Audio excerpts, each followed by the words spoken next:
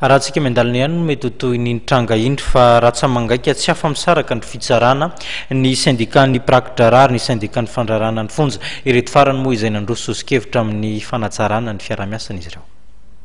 Ny fampandehanan-draharaha ao anivon'ny fitsarana vokatry ny tsy fahampiana rafitra araka ny hevitry ny syndicat ampiasa amin'ny fandrarana ny fonja na ny SPAPM sy ny syndicat-ny prakidrarary eto Madagasikara na ny SJM.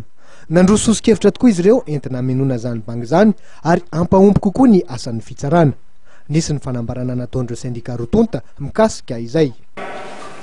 Ny SPAPM dia mbola manamafy sy mitaky ny ametrahana sekretera-panjakana ny sahana ny fandrarana ny fonja sy ireo fitakena maro samihafa izay efa natao hatrizay ka tsy mbola tanteraka.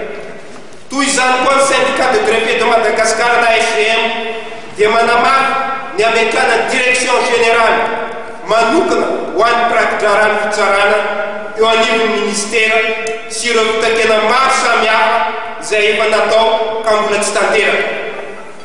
Takina etoana ihany koa ny fiheverana sy fanomezan-danja tay prakidrara sy ny mpandrarany fonja eo anivon'ny ministera ny fitsarana. Angatahana koa ny famerenana ny prime de performance izay nifoanana tsotra izao tamin'ny andro ny tetezamita.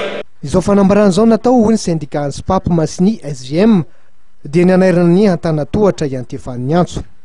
Nanome tokotokoa ireo syndicat rotonta amin'ny fandraisana anjara amin'ny fametrahana ny tandalana sy ny fitondrana tsara tantana.